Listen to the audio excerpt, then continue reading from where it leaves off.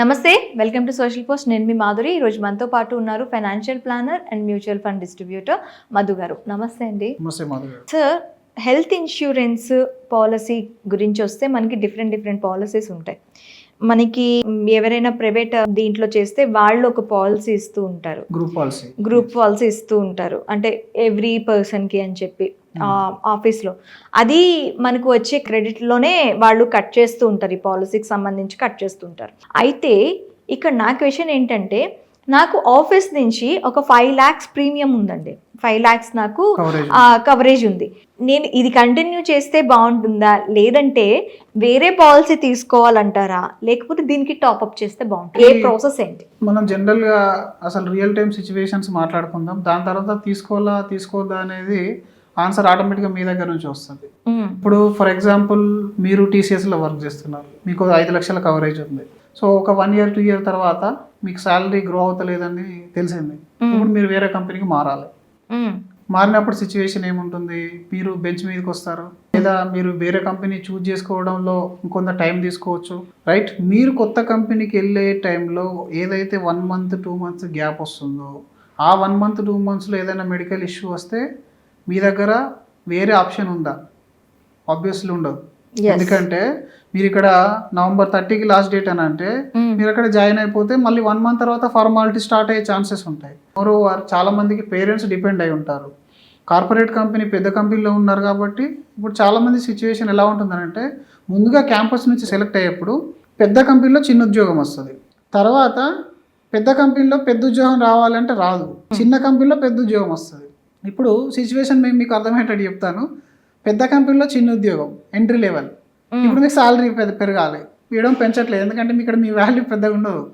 చిన్న కంపెనీ ఉంది, startup company, మీకు మంచి ప్యాకేజ్ ఆఫర్ చేస్తుంది, కానీ హెల్త్ ఇన్సూరెన్స్ వాడు 1 lakh ఇస్తాడు. మీరు అది చూడాలి. అప్పుడు మీ ఫోకస్ అంతా ఎక్కడ ఉంటుంది? శాలరీ మీద ఉంటుంది. శాలరీ నాకు ఇక్కడ 15 వస్తుంది, అక్కడ 30 వస్తుంది, ఇక్కడ 5 years అక్కడ 10 వస్తుంది. ఇదే కదా మన ఆలోచన. ఇప్పటికీ మీరు ఇక్కడ రిలీవ్ తీసుకొని అక్కడికి వెళ్ళే లోపు ఏదైనా ఎమర్జెన్సీ వస్తే కవరేజ్ అనేది ఉండదు. రెండోది, మీకు ఇక్కడ 5 లక్షలు ఉంది, రేపు వాడు 1 lakh ఇవ్వచ్చు, 50,000 కూడా ఇవ్వచ్చు. There are big corporates. Like ఇంతకుముందు ఒక ఏవియేషన్ కంపెనీ గురించి కూడా చెప్పాను లాస్ట్ టైము. ఏవియేషన్ కంపెనీ అంటే విమానాలు నడిపే కంపెనీ కూడా హెల్త్ ఇన్సూరెన్స్ మేము రిన్యువల్ చేయలేము అని చెప్పేసింది ఓపెన్గా. ఒక్కసారి ఆలోచించండి, మీ స్టార్ట్అప్ కంపెనీ అది చెప్పడానికి ఎంత టైం పడుతుంది? బట్ స్టిల్ వాళ్ళు ఎందుకు పేమెంట్ చేస్తున్నారు అని అంటే, అది గవర్నమెంట్ రూల్స్ ప్రకారం మీ దగ్గర పనిచేసే వ్యక్తికి మీరు మెడికల్గా భద్రత కల్పించాలి, కానీ అందులో రిస్ట్రిక్షన్స్ పెట్టకూడదు అనే రూల్ ఎక్కర్లేదు. అంటే ఇప్పుడు కొన్ని రకాల ఆర్గనైజేషన్స్ ఉంటాయి, మీకు 5 లక్షల కవరేజ్ ఇస్తాయి, పిల్లలకు కానీ భార్యకు కానీ అమ్మ నాన్నకు కానీ 50% కోపేమెంట్ పెడతాయి. లేదా వాళ్ళకి నష్టాలు ఎక్కువ వచ్చినాయి, ప్రాఫిట్ లేదు, నెక్స్ట్ ఇయర్ పేరెంట్స్ని పాలసీ నుంచి తీసేస్తాయి. లేదా వైఫ్ అండ్ పిల్లల్ని కూడా తీసేసిన కంపెనీస్ ఉన్నాయి ఎన్నో. ఓన్లీ సెల్ఫ్ మెంబర్ మాత్రమే కవర్ చేయాలి. ఇక్కడ రూల్ లేదు, వాళ్ళ ఫ్యామిలీని మొత్తం కవర్ చేయమని ఏ గవర్నమెంట్ చెప్పట్లేదు ఎవరికి. అది వాళ్ళ ఇష్టం. ఒక మంచి ఎంప్లాయర్ దొరికితే వాళ్ళు కవర్ చేస్తాడు, మంచి ఎంప్లాయర్ దొరకకపోతే కవర్ చేయడు. అంటే ఇప్పుడు మీ ఫ్యామిలీ పరిస్థితి అంతా కూడా ఒకరి చేతిలో ఉంది, ఒకరి లక్ మీద డిపెండ్ అయి ఉంటుంది. ఇక్కడ నువ్వు మంచి కారు కొంటున్నావు, మంచి ఇల్లు కొంటున్నావు, ఒక మంచి లైఫ్ స్టైల్ని లీడ్ చేస్తున్నావు, కానీ ఎమర్జెన్సీలో మాత్రం నీ దగ్గర 3 లక్షల పాలసీ 5 లక్షల పాలసీ ఉంది. First of all some issued కూడా మాట్లాడుకుంటే, ఈ 5 లక్షల పాలసీ కూడా నీ చేతిలో ఉన్నది కాదు. రైట్స్ అన్ని కూడా ఎవరి చేతిలో ఉన్నాయి? కంపెనీ చేతిలో ఉన్నాయి. కంపెనీ ఇష్టం ఉంటే 5 లక్షలు కంటిన్యూ చేయొచ్చు, లేదా దాన్ని తగ్గించవచ్చు, లేదా నేను ఉన్న పొలంగా ఇప్పుడు ప్రాజెక్ట్ లేదని తీసేయచ్చు. అంతే కదా. ఇప్పుడు అందరి పరిస్థితి ఏమైంది? ఏ అంటున్నారు. ఇప్పుడు ఏలా జాబ్ పోతే ఎవడు సార్ హెల్త్ ఇన్సూరెన్స్? ఒకవేళ నువ్వు ఆరోగ్యంగా ఉంటే బయటకు వెళ్ళి తీసుకున్నా ఆ వెయిటింగ్ పీరియడ్స్ కంప్లీట్ అవ్వడానికి చాలా టైం పడుతుంది. నువ్వు ఆరోగ్యంగా లేవు, ఆల్రెడీ బాస్ పెట్టే టెన్షన్, నీకు already diabetes, BPO, heart stroke ఇంకేదైనా వచ్చింది, అప్పుడు పాలసీ ఎవరు ఇస్తారు? నువ్వు ఇప్పుడు 30 ఏళ్ళు 20 ఏళ్ళు చేసినావు, ఒకవేళ నువ్వు లోయల్ ఎంప్లాయీవి, నువ్వు జాబ్ కూడా చేంజ్ కాలే, 30 ఏళ్ళు చేసిన తర్వాత ఒక రోగాల కుప్పగా మారిపోయిన నువ్వు బయటకు వచ్చి హెల్త్ ఇన్సూరెన్స్ అప్లై చేస్తే నీకు ఎవడిస్తాడు పాలసీ?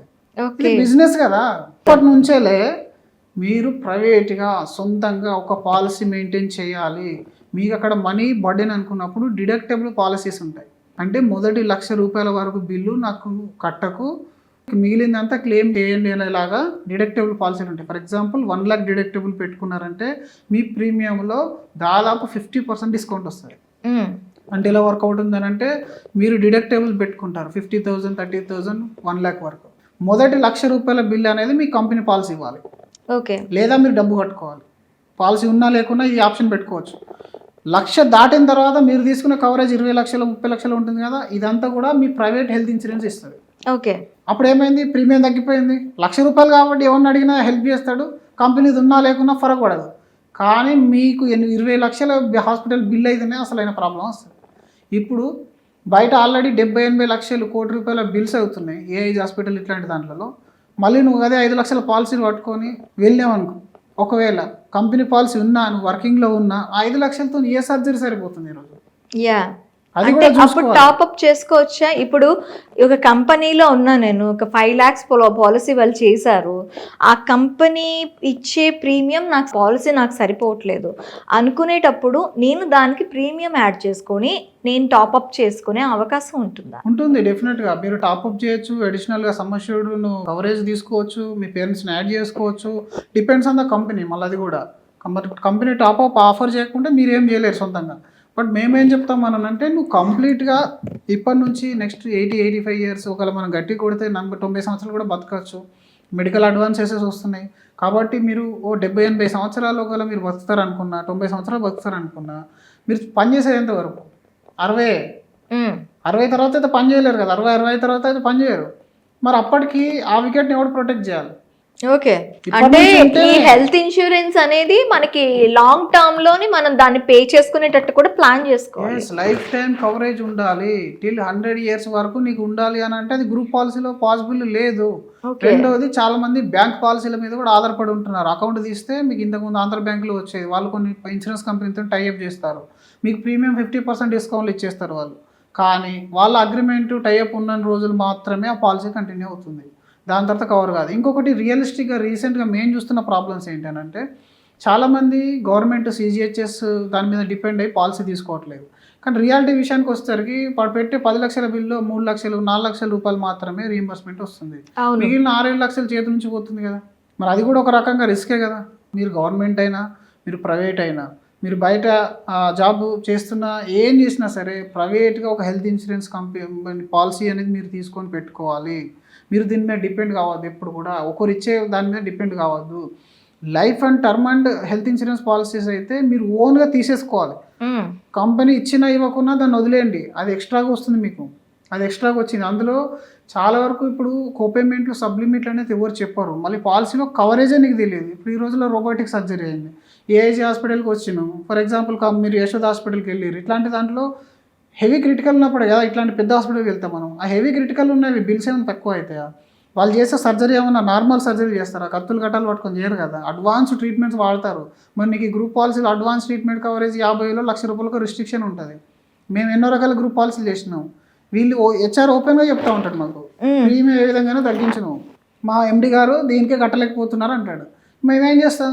ఎంప్లాయీ చూడట్లేదు దీన్ని, ఎంప్లాయీ ఎవరు చూస్తారు? సో తను ఇదంతా పట్టించుకోడు కదా. అవును. కాబట్టి వీళ్ళు వాళ్ళకి తగ్గట్టు వాళ్ళ బడ్జెట్లో సెట్ చేసుకుంటారు గ్రూప్ పాలసీ. ఈయననేమో నేను ఒక మంచి కంపెనీలో చేస్తున్నాను, నా గురించి నా కంపెనీ ఆలోచిస్తుంది, నా టర్మ్ వాళ్ళే ఇస్తారు, నా హెల్త్ వాళ్ళే ఇస్తారు, నా శాలరీ వాళ్ళే, నా PF ESI వాళ్ళే, నా రిటైర్మెంట్ వాళ్ళే అన్నట్టుగా బతుకుతున్నావు. అలా బతకూడదు, ఏది పర్మనెంట్ కాదు.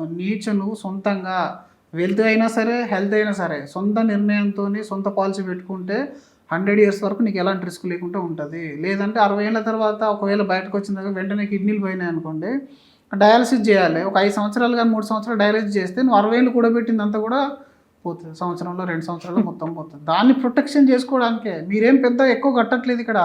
మీకు 10 లక్షల ప్యాకేజ్ ఉంటే అందులో ఒక 5-10% పక్కకు పెట్టేయండి, మర్చిపోండి.